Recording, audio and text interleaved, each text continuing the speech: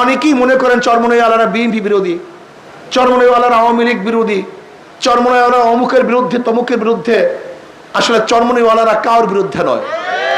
আমাদের শাইখ মোর্শেদ নব্বরাল্লাহ আমার কথা বলেছেন, স্পষ্ট বলেছেন, আমরা তার ওই কথার উপর আজও আছি।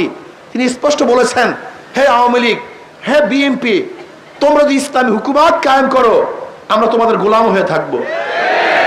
আসলে আমরা সত্যের পক্ষে, অন্যায়ের বিপক্ষে। আমাদের শত্রু কেউ নাই, মৃত্যু কেউ নাই। হুব্বু ফিল্লাহ বুগযু ফিল্লাহ।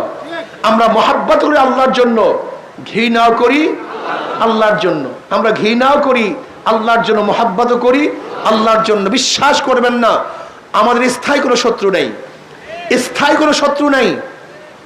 যে আল্লাহর পক্ষে সে আমার বন্ধু, যে আল্লাহর বিপক্ষে সে আমার দুশমন, সে আমার শত্রু।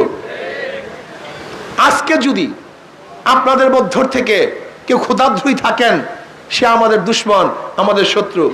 ওই ব্যক্তি যখন তওবা করবে, ওই ব্যক্তি সবচেয়ে আমার আপন, সবচেয়ে আমার বন্ধু। ওমর ইবনে খাত্তাব রাদিয়াল্লাহু তাআলা আনহু ঈমান আনার আগে, ইসলাম গ্রহণ করার আগে ইসলামের সবচেয়ে বড় দুশমন ছিলেন, কিন্তু ঈমান আনার পর ইসলামের সবচেয়ে বড় বন্ধু হয়ে গেছেন।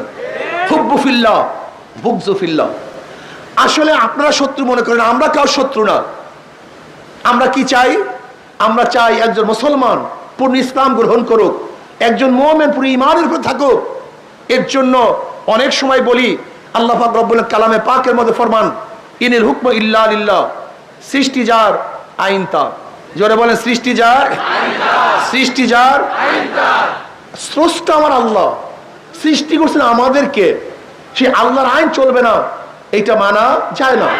কিয়ামতের ময়দানে অনেক মুসল্লি দেখবে লক্ষ লক্ষ ব্যারেল মদের গুনাহ, লক্ষ লক্ষ ব্যারেল মদের গুনাহ, লক্ষ লক্ষ জিনার গুনাহ, লক্ষ লক্ষ চুরির গুনাহ, লক্ষ লক্ষ সুদের গুনাহ, লক্ষ লক্ষ ঘুষের গুনাহ।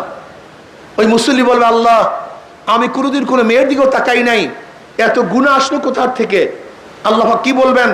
আল্লাহ পাক বলবেন, দেখো খুব ভালো মতো বুঝো, আমি জানি তুমি মদ পান করো নাই, লেকিন যাদেরকে ভোট দিয়ে মদের আইন পাশ করছো, তোমার ভোট ব্যতীত মদের আইন পাশ করতে পারতো না, ওই সমস্ত গুনাহ তোমার আমলনামায় লিখে দিস। আপনি কি ভাবছেন আমাদের দেশে মদের আইন বৈধ? এই মদের আইন বৈধ কি করছে? সংসদ করছে। আর সংসদের সংসদ সদস্য কি পাঠাইছে?